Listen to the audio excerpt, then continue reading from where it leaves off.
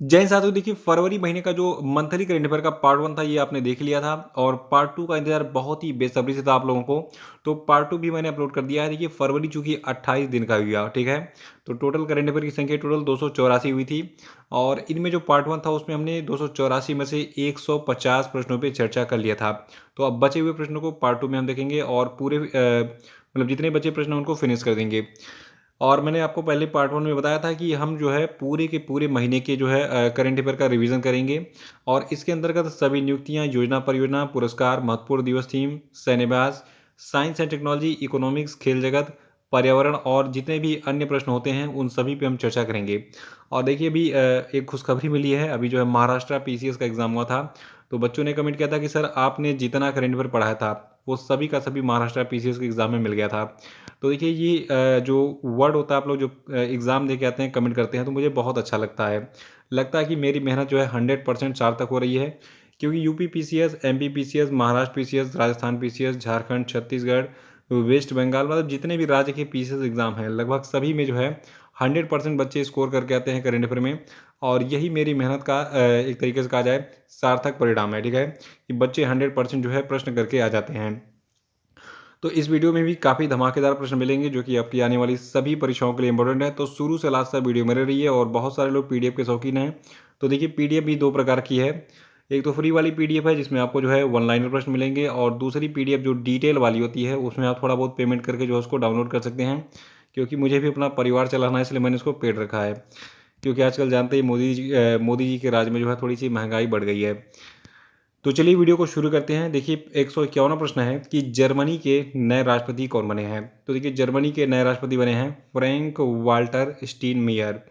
देखिए आपको बता दूं, जो जर्मनी के राष्ट्रपति हैं फ्रैंक वाल्टर स्टीनमेयर, इनको 5 साल के लिए दूसरे कार्यकाल के लिए हाल ही में चुना गया है। देखिए ये पहली बार राष्ट्रपति बने थे 12 फरवरी 2017 को, और इनका जो है जो कार्यकाल है ये समाप्त हो रहा था 12 फरवरी 2022 को, ठीक है। तो रिसेंटली चुनाव भी हो गया और ये फिर से 5 साल के दूसरे कार्यकाल के लिए हाल ही में चुने गए। तो याद रखिएगा जर्मनी के जो राष्ट्रपति हैं इनका नाम है फ्रैंक वाल्टर स्टीनमेयर। अगला प्रश्न है कि how to prevent the next pandemic नामक पुस्तक किसने लिखा है। तो देखिए how to prevent the next pandemic पुस्तक को लिखा है बिल गेट्स ने। और बिल गेट्स कौन है? ये माइक्रोसॉफ्ट कंपनी के संस्थापक हैं। और आपको बता दूं इनकी रिसेंटली इससे पहले एक पुस्तक आई थी जिसका नाम था how to avoid a climate disaster, the solutions we have and the breakthroughs we need. और ये फरवरी 2021 में पिछले साल जो है पब्लिश हुई थी। तो इस साल एक साल बाद जस्ट जो है फरवरी 2022 में एक पुस्तक आई है बिल गेट्स की, how to prevent the next pandemic. और नेक्स्ट है कि एयर इंडिया के नए मैनेजिंग डायरेक्टर और चीफ एग्जीक्यूटिव ऑफिसर कौन बने। तो देखिए एयर इंडिया कंपनी के नए एमडी और सीईओ बन गए हैं इलकर आईसी। देखिए नाम से लग रहा है ये विदेशी होंगे।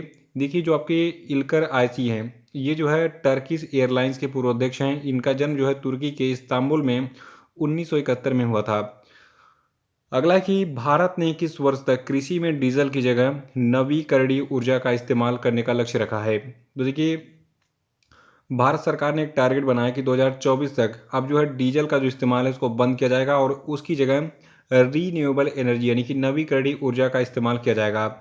नवीकरणीय ऊर्जा मतलब जो आपका हो गया एक तरीके से विंड एनर्जी हो गया या फिर सोलर एनर्जी, इन सभी का इस्तेमाल किया जाएगा। अगला कि अंतर्राष्ट्रीय बाल कैंसर दिवस यानी कि इंटरनेशनल चाइल्डहुड कैंसर डे जो है कब मनाया जाता है। तो देखिए अंतर्राष्ट्रीय बाल कैंसर दिवस को हम हर साल 15 फरवरी को मनाते हैं। और 156वां कि जनवरी 2022 के लिए ICC players of the month कौन चुने गए। तो देखिए जनवरी 2022 के लिए ICC player of the month चुने गए हैं कीगन पीटरसन। आपको बता दूं जो कीगन पीटरसन है, यहाँ पे इनकी फोटो दिख रही है, ये जो है दक्षिण अफ्रीका के जो है खिलाड़ी हैं। और साथ में जो आपकी एक महिला का फोटो यहाँ पे दिख रहा है, इनका नाम है हीथर नाइट। ये जो है जो इंग्लैंड की महिला क्रिकेट टीम है उसकी जो है कप्तान है। तो इन दोनों को यानी कि कीगन पीटरसन को और हीथर नाइट को चुना गया है ICC player of the month जनवरी 2022 के लिए। इसको याद रखिएगा, ये आगामी परीक्षा में आपको पेपर में छपा मिलेगा। अगला प्रश्न है कि business standard banker of the year 2020-21 किसको चुना गया है। तो देखिए business standard banker of the year 2020-21 चुना गया है संदीप बख्शी को। संदीप बख्शी जी जो है ये आईसीआईसीआई बैंक के मैनेजिंग डायरेक्टर और चीफ एग्जीक्यूटिव ऑफिसर हैं। अगला प्रश्न है कि भारत की पहली प्लास्टिक वेस्ट न्यूट्रल कंपनी कौन बन गई है? तो देखिए, जो आपका डाबर कंपनी है, ये भारत का पहला प्लास्टिक वेस्ट न्यूट्रल कंपनी बन गया है। और अगला है कि सिंगर कंपोजर का हाल ही में 69 ईयर की उम्र में मुंबई के एक अस्पताल में निधन हो गया। तो देखिए, ये सिंगर और कंपोजर थे बप्पी लाहिड़ी। इनका निधन हो गया जो है 15 फरवरी को। और अगला प्रश्न है कि हरियाणा कैडर के किस आईपीएस अधिकारी को 15 फरवरी 2022 को हरियाणा के गुरुग्राम की पहली महिला पुलिस आयुक्त के रूप में अपॉइंट किया गया है? तो देखिए, हरियाणा के गुरुग्राम शहर की जो पहली महिला पुलिस आयुक्त बनी है, इनका नाम है कला रामचंद्रन। अगला कि इंटरनेशनल मॉनेटरी फंड यानी कि आईएमएफ ने मौजूदा वित्त वर्ष 2021-22 के लिए भारत के आर्थिक विकास के अनुमान को घटाकर कितने परसेंट कर दिया है? तो देखिए, आईएमएफ ने वित्त वर्ष 2021-22 के लिए जो है भारत के आर्थिक विकास के अनुमान को घटाकर 9% कर दिया है। देखिए, आईएमएफ ने पिछले साल अक्टूबर में वित्त वर्ष 2021-22 में भारत के लिए 9.5% जीडीपी ग्रोथ का अनुमान लगाया था। और 162वां प्रश्न है कि विश्व सतत विकास शिखर सम्मेलन 2022 जो आपका है, इसकी मेजबानी कौन सा देश मतलब किस देश ने किया था? तो देखिए, जो आपका विश्व सतत विकास शिखर सम्मेलन है कि वर्ल्ड सस्टेनेबल डेवलपमेंट समिट था, इसका मेजबान था भारत। और 16 से 18 फरवरी तक जो है इसकी मेजबानी भारत ने नई दिल्ली भारत में की थी। अगला है कि हाल ही में किस देश में लस्सा बुखार से पीड़ित 3 व्यक्तियों की मृत्यु हो गई? देखिए, कोई जब नई बीमारी आती है, ठीक है, तो वो कहाँ से शुरू हो रही है, उससे उसके लक्षण सबसे पहले कहाँ देखे गए हैं, ये एग्जाम में पूछ लेता है। और वो बीमारी किसके द्वारा फैलती है, ये भी याद रखना पड़ता है। तो लस्सा बुखार से पीड़ित 3 व्यक्तियों की मृत्यु ब्रिटेन में हुई है। और आपको बता दूं, लस्सा बुखार चूहों के द्वारा फैलता है, इसको जरूर याद रखिएगा। अगला है कि हाल ही में भारत और किस देश ने घोषणा की है कि वे मार्च 2022 में एक अंतरिम व्यापार समझौता और उसके 12 से 18 महीने के पश्चात एक व्यापक आर्थिक सहयोग समझौता करने हेतु तैयार हैं? तो देखिए, ये देश आपका ऑस्ट्रेलिया है। और अगला प्रश्न है कि हाल ही में जो जनजातीय कार्य मंत्रालय है, इसके द्वारा तेलंगाना के मेदराम जात्रा त्योहार 2022 एवं जनजातीय संस्कृति उत्सव के लिए कितने करोड़ रुपए का बजट आवंटित किया गया? तो देखिए, जो आपका मेदराम जात्रा त्यौहार है और जनजातीय संस्कृति उत्सव है, इसके लिए कुल 2.26 करोड़ रुपए आवंटित किए गए जनजातीय कार्य मंत्रालय के द्वारा। नेक्स्ट है कि कोलकाता नाइट राइडर्स के नए कैप्टन कौन बने? तो देखिए, कोलकाता नाइट राइडर्स टीम के नए कप्तान बन गए हैं श्रेयस अय्यर।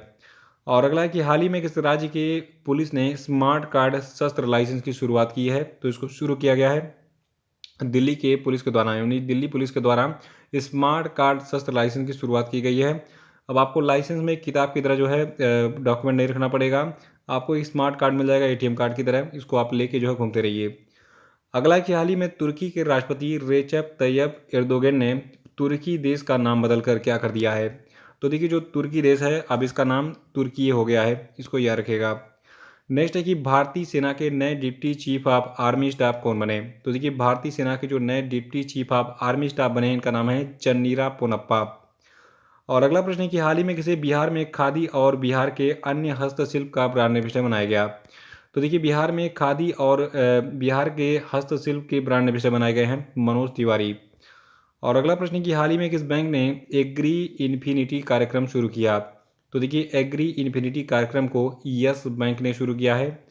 और नेक्स्ट है कि हाल ही में किस बैंक ने वेस्ट टू वेल्थ क्रिएशन कार्यक्रम शुरू किया है? तो देखिए, वेस्ट टू वेल्थ क्रिएशन कार्यक्रम को सिडबी के द्वारा शुरू किया गया है। और 173वां है कि जनवरी 2022 में भारत की थोक मुद्रास्फीति कितनी थी? तो देखिए, जनवरी 2022 में भारत की थोक मुद्रास्फीति थी 12.96%। और अगला प्रश्न है कि हाल ही में किसने चौथी भारत ऑस्ट्रेलिया ऊर्जा वार्ता की सह अध्यक्षता की? तो देखिए, भारत ऑस्ट्रेलिया ऊर्जा वार्ता की सह अध्यक्षता आर के सिंह के द्वारा की गई थी। और आपको बता दूं, जो ये चौथी भारत ऑस्ट्रेलिया ऊर्जा वार्ता थी, ठीक है, तो इसमें जो आर के सिंह हैं, इन्होंने भारत की तरफ से लीडरशिप किया, जो कि भारत के केंद्रीय ऊर्जा और नवीकरणीय मंत्री हैं। और ऑस्ट्रेलिया की तरफ से जो है इनके जो समकक्ष हैं, जिनका नाम है इंगस टेलर, ठीक है, तो जो कि ऑस्ट्रेलिया के क्या है, उत्सर्जन और न्यूनीकरण मंत्री हैं और ऊर्जा मंत्री हैं, ठीक है, इन्होंने इसमें पार्टिसिपेट किया था। अगला कि हाल ही में किस भाषा की गायिका संध्या मुखर्जी का निधन हो गया? तो देखिए, संध्या मुखर्जी, मुखर्जी चटर्जी बनर्जी, ये सभी जो है टाइटल्स जो है ये आपके पश्चिम बंगाल के हैं। तो ये बंगाली भाषा की गायिका थी। नाम से आप जो है टाइटल से पकड़ सकते हैं कौन कहाँ से बिलोंग करता है। तो संध्या मुखर्जी एक बंगाली भाषा की गायिका थी, निधन हो गया फरवरी महीने में। अगला कि महाराष्ट्र सरकार ने कैंसर की रोकथाम के लिए किस योजना को शुरू किया है। तो देखिए महाराष्ट्र की सरकार ने कैंसर की रोकथाम के लिए होप एक्सप्रेस योजना को शुरू किया है। और नेक्स्ट है कि महाराष्ट्र के नए डीजीपी कौन बने। तो देखिए महाराष्ट्र के नए डीजीपी बन गए हैं रजनीश सेठ। और अगला प्रश्न है कि चोलेंद्र शमशेर राणा किस देश के वर्तमान मुख्य न्यायाधीश हैं। तो देखिए चोलेंद्र शमशेर राणा जो है ये वर्तमान में नेपाल के मुख्य न्यायाधीश थे, और अब लेकिन नहीं है ये। इनके ऊपर महाभियोग की प्रक्रिया चलाई गई थी फरवरी महीने में, जिसके बाद इनको निलंबित कर दिया गया। अगला है कि किस विश्वविद्यालय के शोधकर्ताओं ने एक ऐसा अणु विकसित किया है जो कि कोरोना वायरस स्पाइक प्रोटीन को निष्क्रिय कर सकता है। तो देखिए जो आपका हेलसिंकी विश्वविद्यालय है, इसके रिसर्चर्स ने फरवरी महीने में एक ऐसा मॉलिक्यूल विकसित किया जो कि कोरोना वायरस का जो स्पाइक प्रोटीन है, स्पाइक प्रोटीन मतलब ये आपका वायरस दिख रहा है, इसमें जो आपका ये घुंडी निकला हुआ है, ठीक है, तो इसी को हम स्पाइक कहते हैं। इसी को जो यही स्पाइक जो है बाइंड होता है जाके अंदर आपके ब्लड में, ठीक है, और इसी को जो है ये नष्ट कर देता है। जब देखिए बाइंड ही नहीं होगा हमारे एंटीजन वंटीजन से, जो है मतलब इसका कोई मतलब ही नहीं रह जाएगा फिर इस वायरस का, धीरे धीरे ये जो है डिसइंटीग्रेट हो जाएगा। तो कोरोना वायरस स्पाइक प्रोटीन को निष्क्रिय कर सकता है हेलसिंकी विश्वविद्यालय द्वारा जो है विकसित एक मॉलिक्यूल। अगला है कि हाल ही में किस आईआईटी संस्थान के शोधकर्ताओं ने ओरिगामी मेटा मैटेरियस नाम का एक नया सामग्री विकसित किया है। तो देखिए आईआईटी मद्रास के जो रिसर्चर्स थे, इन्होंने ओरिगामी मेटा मैटेरियल्स नाम का एक नया सामग्री विकसित किया था फरवरी में। अगला है कि हाल ही में रूस और किस देश के तनाव के बीच बाबूस्का बटालियन काफ़ी चर्चा में रहा। तो देखिए रूस और यूक्रेन के तनाव के बीच में जो बाबूस्का बटालियन है ये काफ़ी चर्चा में रहा था, इसको याद रखना है। देखिए बाबूस्का बटालियन क्या है, एक बूढ़ी महिलाओं का बटालियन है। ये जो है बंकर्स वगैरह बनाती हैं, खाने भी प्रोवाइड कर रही हैं, ट्रीटमेंट भी कर रही हैं, बहुत सारी चीज़ें। और अगला कि हाल ही में सुप्रीम कोर्ट ने हरियाणा में स्थानीय उम्मीदवारों के लिए प्राइवेट सेक्टर की नौकरियों में कितने फीसदी आरक्षण प्रदान करने पर हरियाणा सरकार के कानून पर रोक लगाने वाले पंजाब और हरियाणा हाईकोर्ट के आदेश को रद्द कर दिया है। तो देखिए हरियाणा की सरकार ने कहा था कि जो प्राइवेट सेक्टर की नौकरियां हैं उनमें 75% जो है आरक्षित सीटें रहेंगी हरियाणा के लोगों के लिए, तो इस आदेश को रद्द कर दिया गया है। और अगला है कि हाल ही में भारतीय नौसेना ने अपने युद्धपोत आईएनएस विशाखापत्तनम से 18 फरवरी 2022 को समुद्र में किस सुपरसोनिक क्रूज मिसाइल का सफल परीक्षण किया। तो देखिए भारतीय नौसेना ने जो है अपने युद्धपोत आईएनएस विशाखापत्तनम से जो है 18 फरवरी को ब्रह्मोस मिसाइल का जो है सफल परीक्षण किया था। ब्रह्मोस मिसाइल जो है ये एक सुपरसोनिक क्रूज मिसाइल है, इसको याद रखिएगा। अगला है कि हाल ही में किस शहर में जल टैक्सी सेवा को हरी झंडी दिखाई गई। तो देखिए मुंबई में जल टैक्सी सेवा शुरू की गई है। और अगला है कि केरल का पहला कारवां पार्क कहाँ पर स्थापित किया गया। तो देखिए केरल का पहला कारवां पार्क बनाया गया है केरल के इडुक्की ज़िले में। और आपको बता दूँ जो आपका केरल का ये पहला कारवां पार्क है ये इडुक्की ज़िले में जो आपका सुंदर हिल स्टेशन है, तो वहाँ पर जो है एक प्लेस है वागामोन, ठीक है, तो वागामोन में जो है इसको बनाकर तैयार किया गया है। और अगला प्रश्न है विश्व सामाजिक न्याय दिवस यानी कि world day of social justice कब मनाया गया। तो देखिए विश्व सामाजिक न्याय दिवस को 20 फरवरी को सेलिब्रेट किया गया है, और 2022 के लिए इसकी थीम है achieving social justice through formal employment. और अगला है कि विश्व पेंगोलिन दिवस 2022 कब मनाया गया। तो देखिए विश्व पेंगोलिन दिवस 2022 मनाया गया है 19 फरवरी को। देखिए हर साल जो फरवरी महीने का तीसरा शनिवार होता है, ठीक है, तो फरवरी महीने के तीसरे शनिवार को विश्व पेंगोलिन दिवस मनाया जाता है, और इस बार फरवरी महीने का तीसरा शनिवार 19 फरवरी को पड़ा था। अगला कि 7वां मृदा स्वास्थ्य कार्ड दिवस कब मनाया गया। तो देखिए जो 7वां मृदा स्वास्थ्य कार्ड दिवस है ये 19 फरवरी 2022 को मनाया गया है। नेक्स्ट है dignity in a digital age making tech work for all of us, ठीक है, तो इस पुस्तक को किसने लिखा है। तो देखिए जो टाइटल है पुस्तक का dignity in a digital age making tech work for all of us, इस पुस्तक को लिखा है रो खन्ना ने। और 190वां प्रश्न है कि आर्थिक विकास संस्थान के नए निदेशक कौन बने। तो देखिए आर्थिक विकास संस्थान के नए निदेशक बने हैं चेतन घाटे जी। और 191वां कि भारत की यूपीआई प्रणाली को अपनाने वाला पहला देश कौन बन गया है। तो देखिए भारत की यूपीआई प्रणाली को अपनाने वाला दुनिया का पहला देश नेपाल बन गया है। नेपाल अब भारत के यूनिफाइड पेमेंट इंटरफेस को यूज़ करेगा। और आपको बता दूँ नेपाल भारत के बाहर एक ऐसा पहला देश होगा जो नकद लेन देन में, जैसे आप दुकानों पे जाते हैं और वहाँ पे जो है क्या करते हैं, फ़ोन पे या फिर पेटीएम वगैरह से पेमेंट कर देते हैं, तो इस प्रक्रिया में ये जो है भारत के यूपीआई को इस्तेमाल करेगा। देखिए नेपाल के बारे में 4 चीज़ याद रखिएगा। पहला, नेपाल की राजधानी काठमांडू है, मुद्रा यहाँ की नेपाली रुपया है, और राष्ट्रपति का नाम है यहाँ के विद्यादेवी भंडारी, और प्रधानमंत्री हैं शेर बहादुर देववा। अगला प्रश्न है कि हाल ही में किस खेल के दिग्गज खिलाड़ी सुरजीत सेन गुप्ता का निधन हो गया? तो देखिए सुरजीत सेन गुप्ता एक फुटबॉलर थे, निधन हो गया इनका। अगला है कि इंडियन बैंक्स एसोसिएशन ने आईबीए के 17वें वार्षिक बैंकिंग प्रतियोगी पुरस्कार 2021 में बड़ा बैंक खंड में best technology bank of the year पुरस्कार किसको दिया गया? तो देखिए जो इंडियन बैंक एसोसिएशन था, इसने आईबीए के 17वें वार्षिक बैंकिंग प्रतियोगी पुरस्कार में जो है बड़ा बैंक खंड में जो आपका बैंक ऑफ बड़ौदा है, इसको पुरस्कृत किया best technology bank of the year के पुरस्कार से। और अगला प्रश्न है कि स्टेट बैंक ऑफ इंडिया की रिसर्च रिपोर्ट इको रैप ने वित्त वर्ष 2021-22 के लिए भारत की सकल घरेलू उत्पाद की जो वृद्धि दर है, इसको संशोधित करके कितना कर दिया है? तो देखिए इको रैप की रिपोर्ट में बताया गया है कि जो आपका 2021-22 का वित्तीय वर्ष होगा, इसमें भारत के सकल घरेलू उत्पाद की वृद्धि दर 8.8% रहेगी। ये अनुमान पहले 9.3% था, लेकिन इसको घटाकर 8.8% कर दिया गया। अगला है कि हाल ही में किस बैंक ने भारतीय बैंक संघ द्वारा स्थापित 17वें वार्षिक बैंकिंग प्रतियोगी सम्मेलन और पुरस्कार 2020-21 नेक्स्ट जेन बैंकिंग में 3 पुरस्कार प्राप्त किए हैं? तो देखिए कर्नाटका को 3 पुरस्कार मिले हैं 17वें वार्षिक बैंकिंग प्रौद्योगिकी सम्मेलन और पुरस्कार 2020-21 नेक्स्ट जेन बैंकिंग में। और अगला प्रश्न है कि हरियाणा की जो पुरुष टीम है, इसने किस टीम को 3-0 से हराकर अभी हाल ही में सीनियर नेशनल वॉलीबॉल चैंपियनशिप 2021-22 का खिताब अपने नाम किया? तो देखिए जो हरियाणा की पुरुष वॉलीबॉल टीम थी, इसने जो है भारतीय रेलवे को हराकर अभी हाल ही में सीनियर नेशनल वॉलीबॉल चैंपियनशिप 2021-22 का खिताब अपने नाम किया था। और देखिए ये पुरुष वाले टीम की बात हो गई। महिला वर्ग में जो आपका सीनियर नेशनल वॉलीबॉल चैंपियनशिप 2021-22 था, तो महिला वर्ग में जो केरल की वॉलीबॉल टीम है, इसने भारतीय रेलवे को 3-1 से हराकर ये ट्रॉफी अपने नाम की थी। तो पुरुष और महिला दोनों का मैंने बता दिया है, इसको जरूर याद रखिएगा, अलग से कहीं नोट करके मोस्ट इंपॉर्टेंट टैग कर लीजिएगा, ताकि आने वाली परीक्षा में रिवीजन करने में आसानी हो। अगला है कि हाल ही में किस कन्नड़ भाषा के प्रतिष्ठित कवि और लेखक का निधन हो गया? तो देखिए कन्नड़ भाषा के ये प्रतिष्ठित कवि और लेखक थे चन्नवीरा कानवी। और अगला प्रश्न है कि कोप साउथ 2022 किन 2 देशों का संयुक्त हवाई अभ्यास है? तो देखिए कोप साउथ 2022 जो है, ये यूनाइटेड स्टेट ऑफ अमेरिका और बांग्लादेश का एक संयुक्त हवाई अभ्यास है।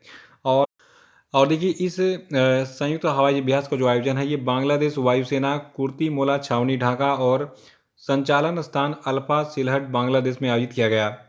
और अगला प्रश्न है कि हाल ही में राजस्थान के एक जिले में संस्कृति और संसदीय मामलों के राज्य मंत्री अर्जुन राम मेघवाल ने एक मेगा करियर काउंसलिंग वर्कशॉप जिसका नाम है परामर्श 2022 का उद्घाटन किया। तो देखिए परामर्श 2022 का जो आयोजन है, ये राजस्थान के बीकानेर में किया गया था। अगला है कि गेमिंग एप्लीकेशन A23 के ब्रांड एम्बेसडर कौन बने? तो देखिए A23 के ब्रांड एम्बेसडर बनाए गए हैं शाहरुख खान। और अगला है कि हाल ही में federation of associations in Indian tourism and hospitality ने फेथ 2035 विजन दस्तावेज जारी किया है, जिसमें किस वर्ष तक भारतीय पर्यटन को दुनिया द्वारा पसंदीदा और प्रिय बनाने का लक्ष्य रखा गया है? तो देखिए ये जो टारगेट ईयर है, ये आपका है 2035 तक टारगेट बनाया गया कि भारत जो है ये दुनिया का सबसे पसंदीदा और प्रिय जो है पर्यटन स्थल बन जाए। और अगला प्रश्न है कि हाल ही में सरकार ने किसकी शिक्षा के लिए न्यू इंडिया लिटरेसी प्रोग्राम को लॉन्च किया? तो देखिए बहुत सारे बच्चे गलती कर देंगे, लेकिन गलती नहीं करना है आपको, और आपको याद भी हो जाएगा। मैं आपको बता देता हूँ। देखिए जितने भी वयस्क लोग हैं, उन सभी के लिए न्यू इंडिया लिटरेसी प्रोग्राम जो है शुरू किया गया है, ताकि जो आपके वयस्क लोग हैं उनको 100% साक्षर बनाया जा सके। अगला है कि हाल ही में जियो प्लेटफॉर्म्स ने यूएस आधारित टेक स्टार्टअप टू प्लेटफॉर्म्स में कितने डॉलर में 25% हिस्सेदारी खरीदी है? तो देखिए जियो प्लेटफॉर्म्स ने जो है यूएस आधारित टेक स्टार्टअप टू प्लेटफॉर्म्स में अभी हाल ही में $15 मिलियन में 25% हिस्सेदारी खरीदी।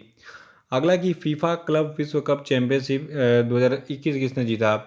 तो देखिए फीफा क्लब विश्व कप चैंपियन 2021 जो है जीता है चेल्सी ने। देखिए जो इंग्लिश फुटबॉल क्लब है चेल्सी, ठीक है, इसने 2021 फीफा क्लब विश्व कप फाइनल जीतने के लिए ब्राज़ील के क्लब पाल्मेराइज को 2-1 से हराया था। अगला कि भारत में टिप्स फीचर को बढ़ावा देने के लिए ट्विटर ने किसके साथ समझौता किया? तो देखिए जो भारत में टिप्स फीचर को बढ़ावा देने के लिए ट्विटर के द्वारा समझौता किया गया है, ये समझौता पेटीएम के साथ किया गया है। अगला है कि Dada Saheb international film festival award 2022 में किसको बेस्ट फिल्म का अवार्ड प्रदान किया गया है? तो देखिए Dada Saheb international film festival award 2022 में शेरशाह को बेस्ट फिल्म का अवार्ड मिला था। और अगला प्रश्न है कि हाल ही में Dada Saheb international film festival award 2022 में किसको बेस्ट एक्टर और बेस्ट एक्ट्रेस का अवार्ड मिला? तो देखिए अभी हाल ही में जो Dada Saheb international film festival award दिया गया था, इसमें रणवीर सिंह को फिल्म 83 में अभिनय के लिए जो है बेस्ट अभिनेता का अवार्ड मिला और कृति सेनन को फिल्म मिमी में अभिनय के लिए जो है बेस्ट एक्ट्रेस का अवार्ड दिया गया था।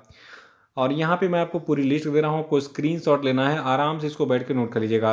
ये आपका जो है दादा साहब फाल्के अंतर्राष्ट्रीय फिल्म महोत्सव 2022 के विजेताओं की पूरी सूची है। तो ये पहला पेज है, इसका स्क्रीनशॉट ले लीजिए।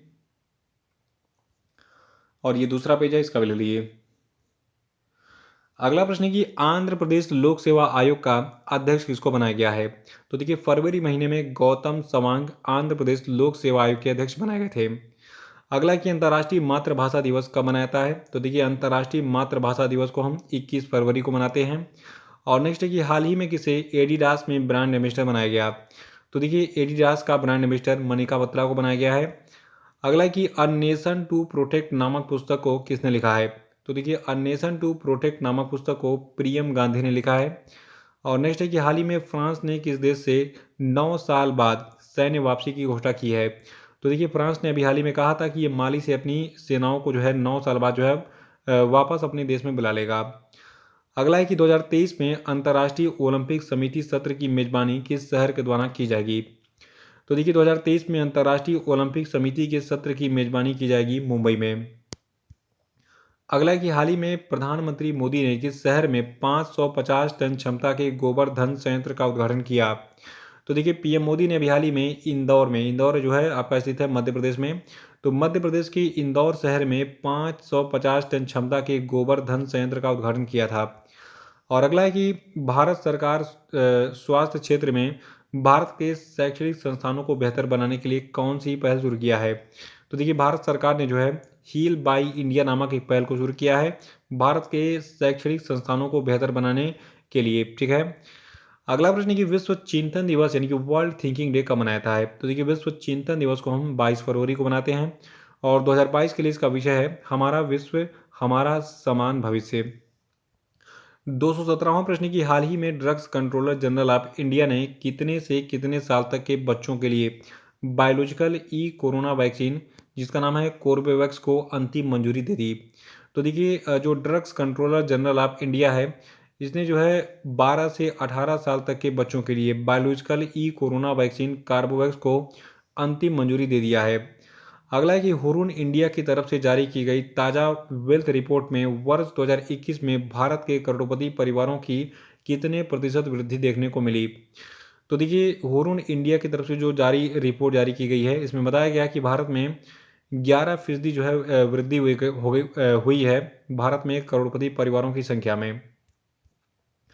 अगला है कि पद्मश्री से सम्मानित असम की किस गांधीवादी महिला का 102 साल की उम्र में निधन हो गया? तो देखिए असम की एक गांधीवादी महिला थी शकुंतला चौधरी, निधन हो गया इनका। नेक्स्ट है कि हाल ही में पाकिस्तान का दूसरा सबसे बड़ा नागरिक पुरस्कार हिलाल ए पाकिस्तान किसको दिया गया? तो देखिए पाकिस्तान का जो दूसरा सबसे बड़ा नागरिक पुरस्कार हिलाल ए पाकिस्तान है ये बिल गेट्स को दिया गया है। नेक्स्ट है कि हाल ही में किस भारतीय महिला क्रिकेटर ने 31 साल की उम्र में क्रिकेट के सभी प्रारूपों से संन्यास ले लिया? तो देखिए ये क्रिकेटर आपकी हैं VR वनिता। और अगला प्रश्न कि हाल ही में इसराइल ने किस नई नौसैन्य वायु रक्षा प्रणाली का सफलतापूर्वक परीक्षण किया है? तो देखिए इसराइल के द्वारा अभी हाल ही में सी डोम प्रणाली नाम के एक नए नौसैन्य वायु रक्षा प्रणाली का जो है सफलतापूर्वक परीक्षण किया गया था फरवरी महीने में। तो वीडियो काफ़ी धमाकेदार है, प्रश्नों की संख्या काफ़ी अच्छी है और सभी के सभी प्रश्न इंपॉर्टेंट है, इसलिए बने रहिए। अगला कि हाल ही में नीति आयोग के मुख्य कार्यपालक अधिकारी अमिताभ कांत ने 21 फरवरी 2022 का भारतीय अर्थव्यवस्था कितने परसेंट की दर से जो है वृद्धि करने का अनुमान लगाया। तो देखिए नीति आयोग ने कहा है कि जो भारत की अर्थव्यवस्था है ये 9.2% की जो है ग्रोथ रेट से वृद्धि करेगी। और ये स्टेटमेंट है जो नीति आयोग के मुख्य कार्यपालक अधिकारी हैं अमिताभ कांत इनका। प्रश्न है कि ईस्टर्न ब्रिज 6 जो है ये किन दो देशों का एक द्विपक्षीय हवाई अभ्यास है।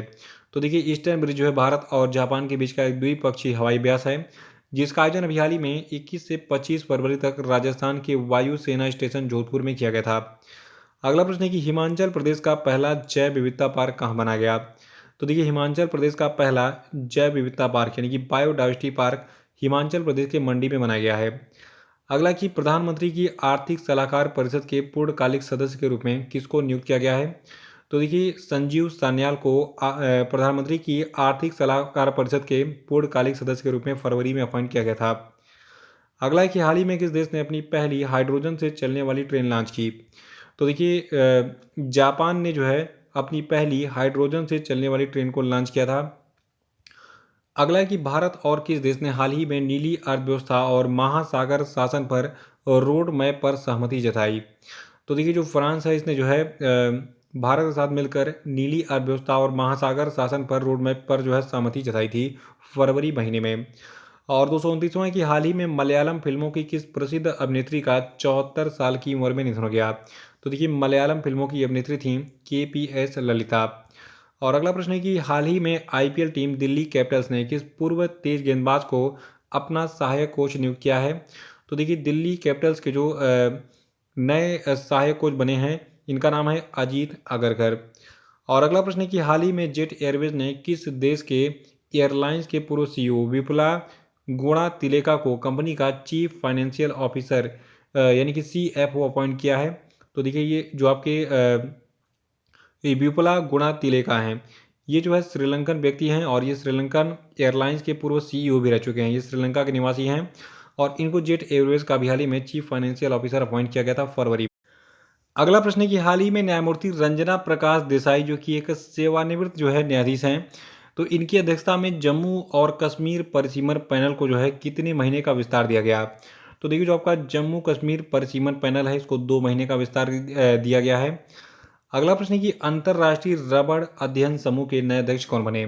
तो देखिए अंतर्राष्ट्रीय रबड़ अध्ययन समूह के नए अध्यक्ष बने हैं KN राघवन। और नेक्स्ट है कि हाल ही में किस राज्य के उद्योग मंत्री मेकापति गौतम रेड्डी का निधन हो गया। तो देखिए मेकापति गौतम रेड्डी आंध्र प्रदेश के जो है उद्योग मंत्री थे, निधन हो गया इनका फरवरी में। नेक्स्ट है कि हाल ही में किसे RBI के केंद्रीय बोर्ड के निदेशक के रूप में नामित किया गया है। तो देखिए RBI के केंद्रीय बोर्ड के निदेशक बनाए गए हैं संजय मल्होत्रा। और अगला प्रश्न है कि हाल ही में किन्हें हरियाणा के गुरुग्राम जिले के लिए बेटी बचाओ बेटी पढ़ाओ योजना का ब्रांड एम्बेसडर बनाया गया। तो देखिए आपको बता दूं अभी हाल ही में हरियाणा के गुरुग्राम जिले के लिए बेटी बचाओ बेटी पढ़ाओ योजना का ब्रांड एम्बेसडर बनाया गया है निष्का कोटिया और रिद्धिका कोटिया को। अगला कि हाल ही में किस उत्पाद को जम्मू कश्मीर के डोडा जिले के ब्रांड उत्पाद के रूप में नामित किया गया। तो देखिए जम्मू कश्मीर के डोडा जिले के ब्रांड उत्पाद के रूप में लेवेंडर को नामित किया गया है। और नेक्स्ट है कि केंद्रीय उत्पाद शुल्क दिवस यानी कि सेंट्रल एक्साइज डे कब मनाया जाता है। तो देखिए केंद्रीय उत्पाद शुल्क दिवस को हम 24 फरवरी को मनाते हैं।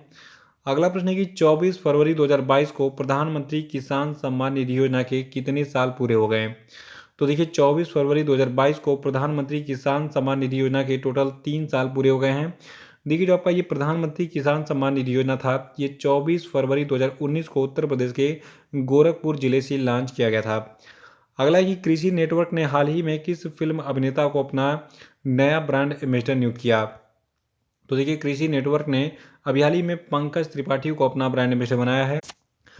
और अगला प्रश्न है कि भारतीय क्रिकेट टीम की कौन सी महिला क्रिकेटर हैं जिन्होंने 26 बार में 50 रन बनाने का जो है रिकॉर्ड बनाया है, यानी कि ये इस प्रकार का कारनामा करने वाली पहली भारतीय खिलाड़ी बन गई हैं।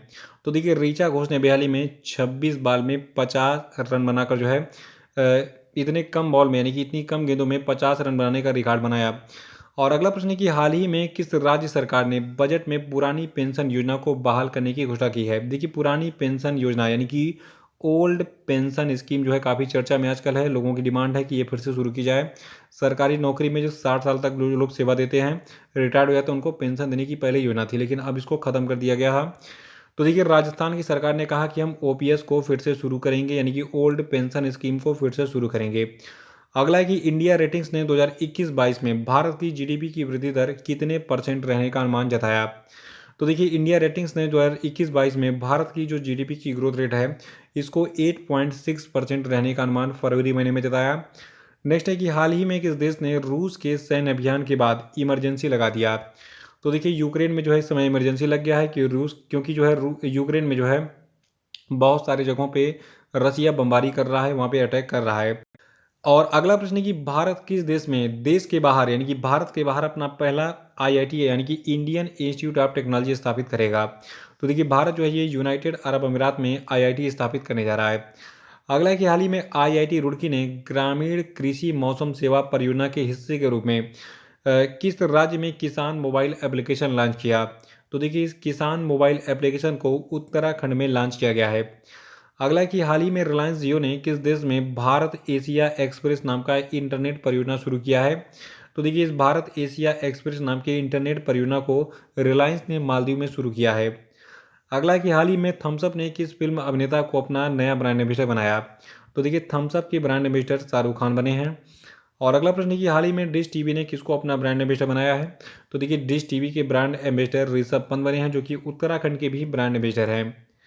अगला है कि विश्व क्षय रोग दिवस यानी कि वर्ल्ड टीबी डे कब मनाया जाता है। तो देखिए वर्ल्ड टीबी डे को हम 24 मार्च को मनाते हैं और 2022 के लिए इसकी थीम है invest to in TV save lives. और अगला प्रश्न है कि हाल ही में भारत सरकार ने अपने डिजिटल मिशन के तहत किस केंद्र शासित प्रदेश में जन भागीदारी एम्पावरमेंट पोर्टल की शुरुआत की। तो देखिए इस जन भागीदारी एम्पावरमेंट पोर्टल को शुरू किया गया है जम्मू कश्मीर में। अगला है कि हाल ही में किस देश के राष्ट्रपति गीता नस नौसेदा ने देश में आपातकाल लागू करने की घोषणा की। तो देखिए जो लिथुआनिया के राष्ट्रपति हैं गीतानस नौसेदा, इन्होंने अपने देश में इमरजेंसी लगा दिया है रूस और यूक्रेन के युद्ध के कारण। अगला कि विराट कोहली और मार्टिन गप्टिल को पीछे छोड़कर टी20 अंतर्राष्ट्रीय क्रिकेट में सबसे ज़्यादा रन बनाने वाले पहले खिलाड़ी कौन बन गए हैं। तो देखिए रोहित शर्मा ने जो है सबके छक्के छुड़ा दिए हैं। इन्होंने जो है अभी हाल ही में विराट कोहली और मार्टिन गप्टिल का जो टी20 क्रिकेट में टी20 अंतर्राष्ट्रीय क्रिकेट में सबसे ज़्यादा रन बनाने का रिकॉर्ड था, इसको तोड़ दिया। और ये रिकॉर्ड तोड़ा इन्होंने अभी हाल ही में लखनऊ के इकाना स्टेडियम में जो टी20 मैच खेला जा रहा था श्रीलंका के खिलाफ, वहाँ पर, ठीक है।